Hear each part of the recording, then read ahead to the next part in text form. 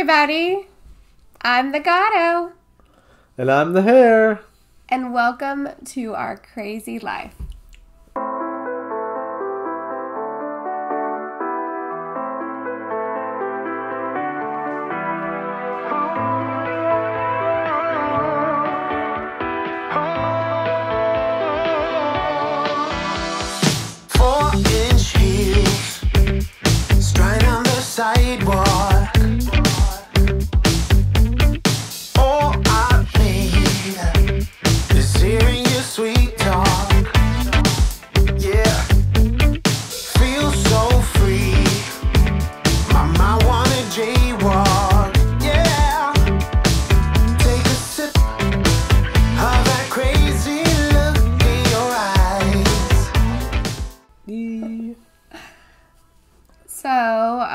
Start this video off with sad stuff. So we hate that we ended the last video the way we did, but between the time that we shot the video and when we edited, unfortunately, little Tink passed away. So yeah, we cried about it for a little bit, like a day or two. Yeah, we were really sad. We tried all that we could, but literally I had fed her earlier, like an hour or so before. Was getting, like, she was wiggling and meow, meow, you know. And then a couple hours later, I went to feed her again, and she was kind of limp. And I tried feeding her, and she wasn't swallowing, and she just passed. Like, yeah, it was so quick. It was so weird. Yeah. Yeah, like normally we probably would have drove to the emergency vet, but it was like good, and then like just silent, just like nothing. And you know, honestly, like she never would, the mama kitty would try to get her to nurse, like would like flip around and stuff, and I think it was just something probably she was born with that was not like right or something, some kind of genetic thing. Yeah, so because the newborn baby is like a massive. Like, it's just bigger and bigger every day, and and that's what's supposed to happen as they grow. And Tink wasn't really getting any bigger and everything, and so you know, but that's why we believe it's so important to spay and neuter, because you know, babies like Tink don't have to be born and don't have to go through all of that. So. Right, like cats should be born, but they should be born in situations where people can support the babies and bring them to the vet and, you know, feed them well. And and in an ideal world, right, like every animal that was ever born would have a home. But unfortunately, until we get way up there where almost every animal is spayed and neutered, we won't be there. So right now, it's not the best thing. Yep. Yeah. So long, Tinkerbell. Yeah. Rest in peace. We loved you.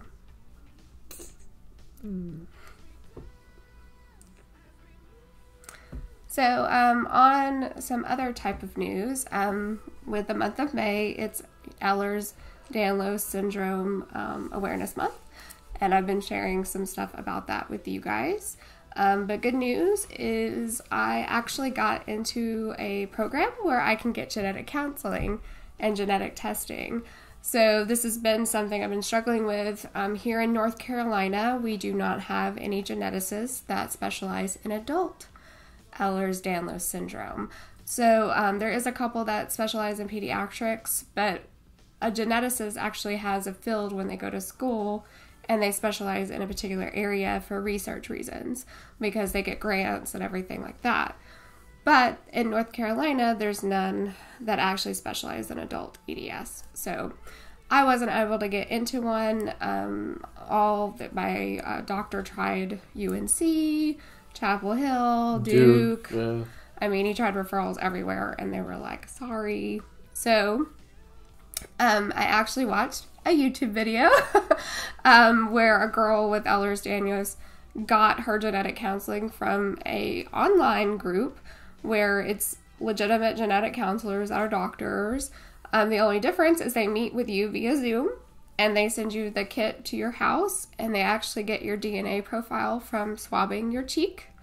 And then they look at your full genome, and they're able to distinguish what type of EDS you have.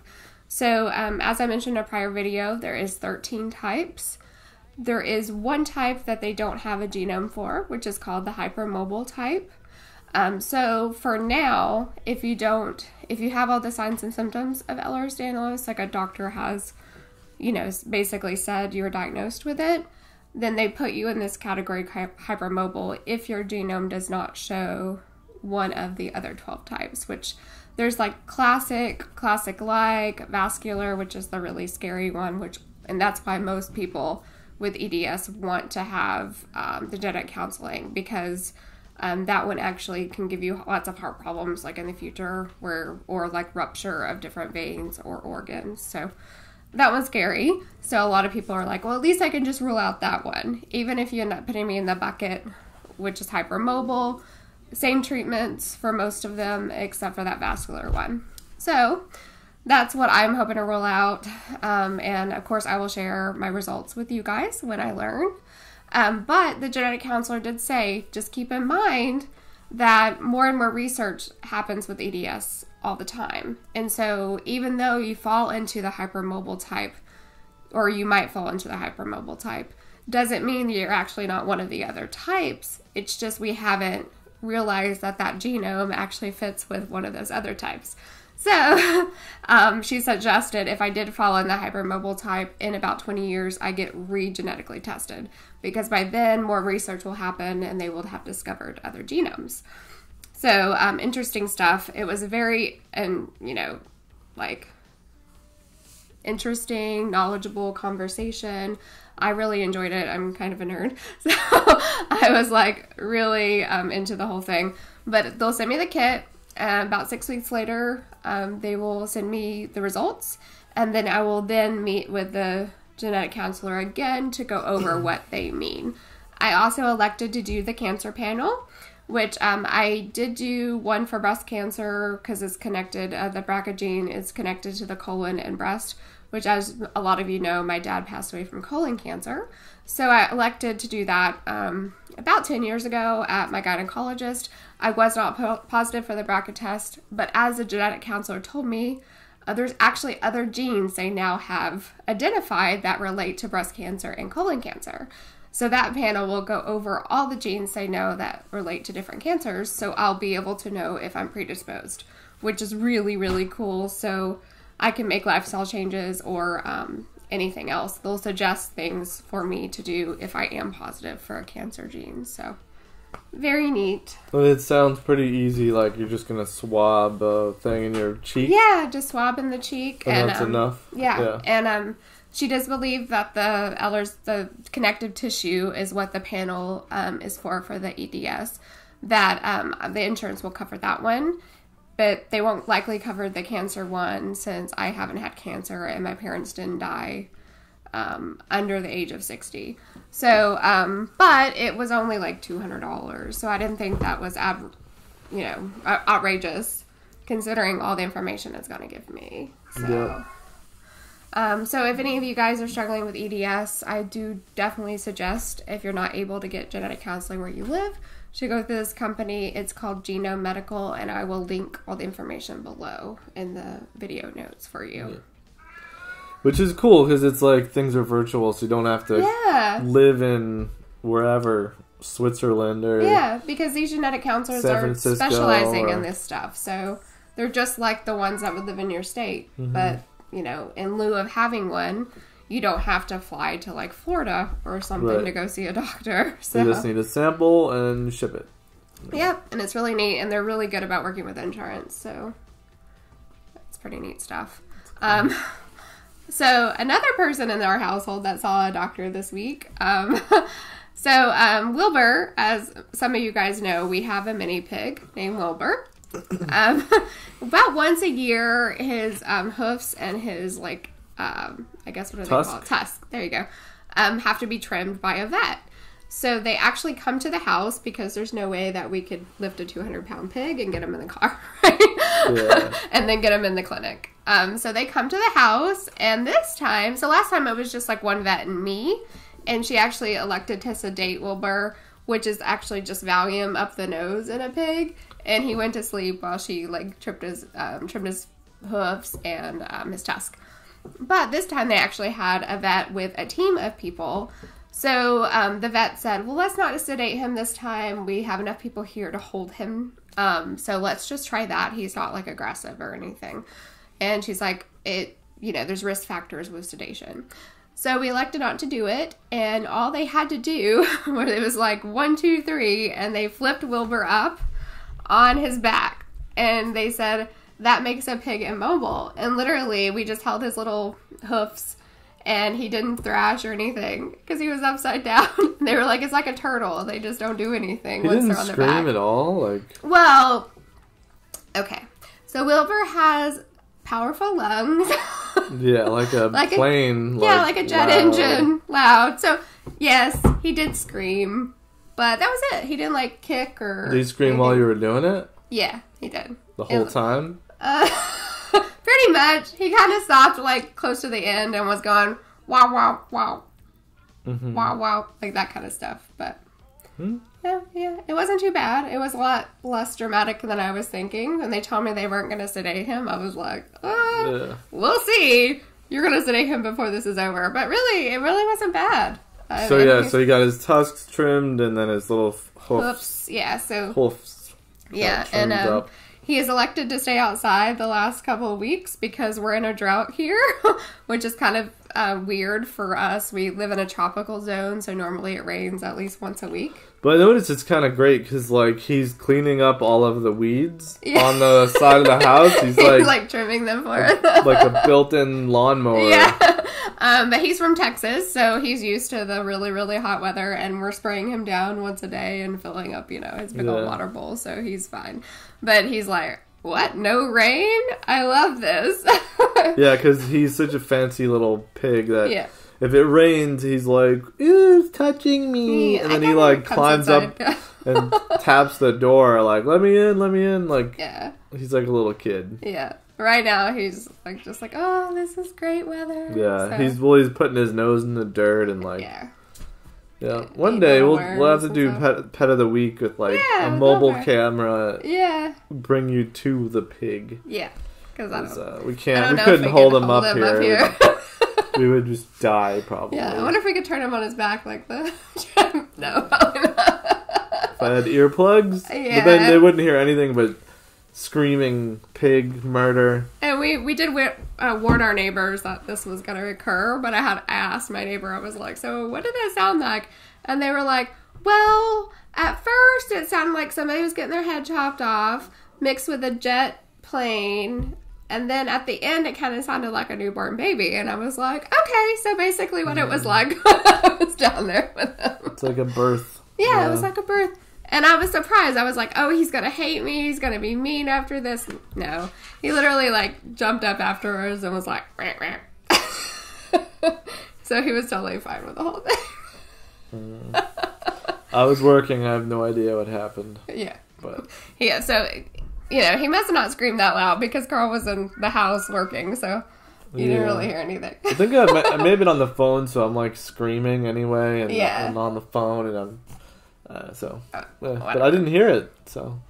But speaking of pet family members, well, you can hear one at the door right now. Yeah. But Grandpa Simba really loves the baby, so he'll come in there with the kittens, and they'll climb all over him, and we literally have this picture where so we named them, by the way. Gus Gus and Cinnamon Bun are discussing how they're going to take over the world on top of Simba. It was really, really awesome. I was like, oh my gosh, this is so cool. And I think Simba honestly is in there, guys, because he's they got kitten food, and I need that kitten food. Yeah. He's all about scavenging any kind of kitten food. Yeah. Or baby food or... Yeah, whatever he can get a hold of that's not his normal food. And then, of course, he gets upset stomach because he's 20 years old, and that's a whole ordeal. But... Anywho, We'll insert some pictures up here where you can see him playing with the babies. It's so cute. He's teaching them the ways of the world. Yeah, he's teaching them how to steal food from other animals. And and how pretend to be pathetic. Yeah, and pretend he's, never gets any attention or anything, so. And the stare, like. Yeah. He just stares at you. He's that creepy. There. And our cat is singing now. Yeah, that's Sleepy, by the way. He's singing. He said, I really want to come in there. But no. Him and Cotton would fight and it'd be a big Or he's like, dinner, dinner, dinner. Yeah, it's dinner time for them too. So they're like, you guys need to hurry up in there so we feed us. So bad. And then one of the kittens actually opened his eye today. Well, both of them, I guess, right? Yeah. I've got a picture where he was like a cyclops for a little bit, where there's like one eye. Yeah, he's got a lot of cool pictures. We'll put him up. Yeah. He had like half an eye open for like a day, and then now the other one's open, so it's even more trouble. Yeah. He's like, I don't know. But he's still like, I can see you, but I don't know where you are, so I'm going to scream. And then I'm going to be a wiggly worm because I can't really lift my body yet. I'm just going to scoot everywhere. He looks like, in the pictures, like he really looks like a little baby monkey. And it's funny because he's a cat and he's like silver. But you'll see. But anyway. He's like that Russian blue color, that silvery blue, whatever. He's beautiful. He's going to be gorgeous because he's got like stripes and that color. But right now he just looks like a... But his ears aren't really pointy. They're like round, sort of. Yeah, well, I think they'll and his head's round, and then he's like, wow, he looks like a monkey. It's like literally like a chimp.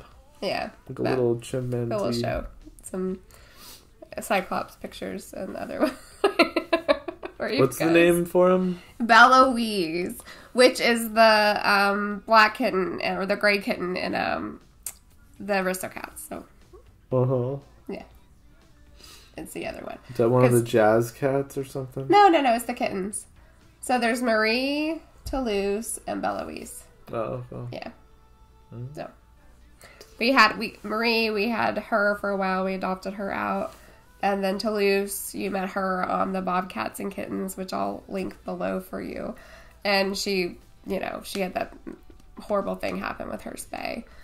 And we kept her, and then he's Beloise. So... I don't know. I guess it's a boy. I'm hoping it's a boy, but don't know. So probably. Applies either way, right, guys? It's a good name.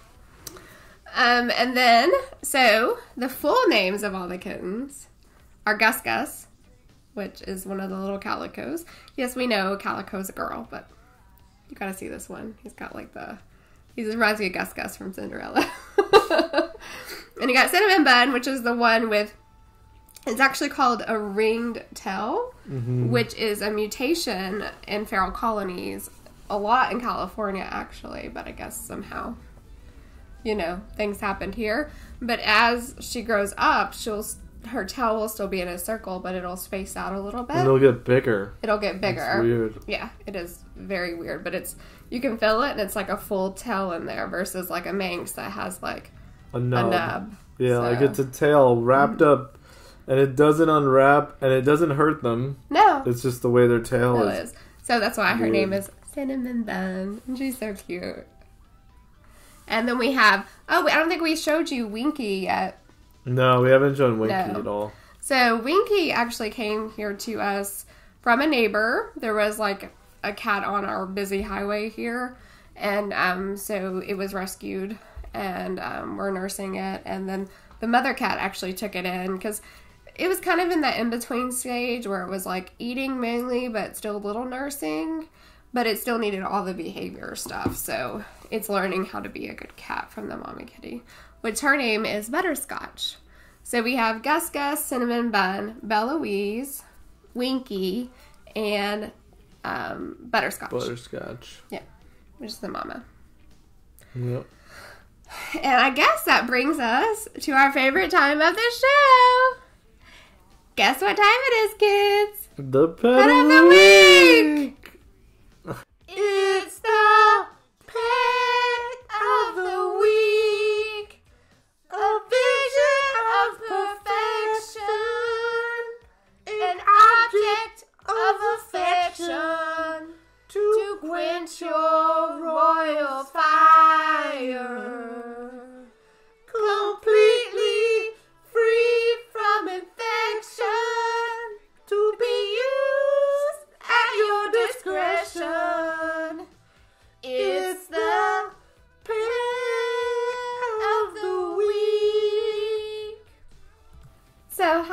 everybody. This is Butterscotch the mommy. I think last time I said we would show her and we forgot. So this is her. She's so sweet.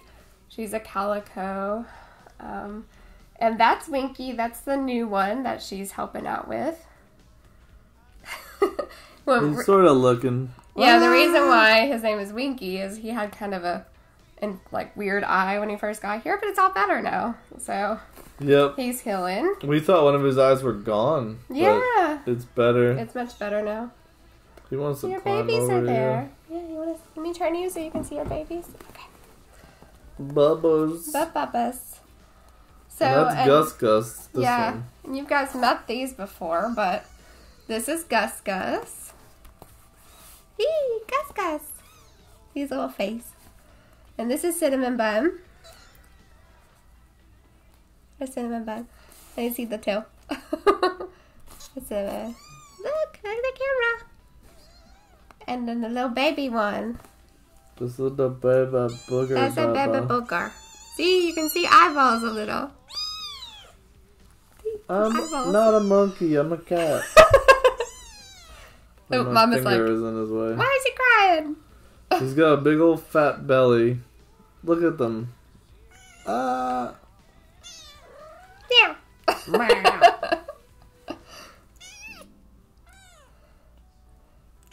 him on top of his brother. And Winky's got those kitten blue eyes right now. Look at that, guys. You see it's blue? I don't know if you can see him or not. He's ready to land. He's like, what's up, kitties? Gus. Gus. Look at the belly. It's like a baby cat Cinnamon Bun. I like Cinnamon tray Bun. of kittens. Yeah. A whole tray of cuteness, right? Of kittenness. Kittenness. Yeah, so that's Gus. That's Gus. Beloise. Meow. I think Butterscotch just took off. She's like, whatever. Oh, y'all are babysitting for me. Yeah, y'all deal with these little critters.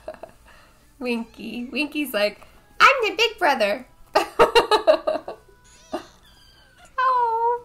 Winky. Yeah, and Winky's tail's like orange. Is kind of funny. Yeah, he's like a blush tip or something. So Siamese. he's all white, orange tail. Yeah.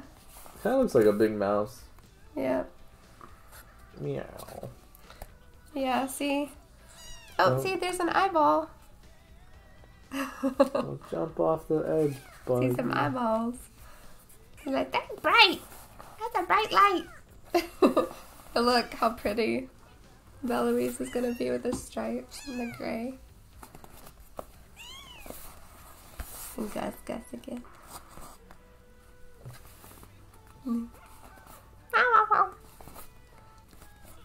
Kittens are just such cuteness, but they're so messy.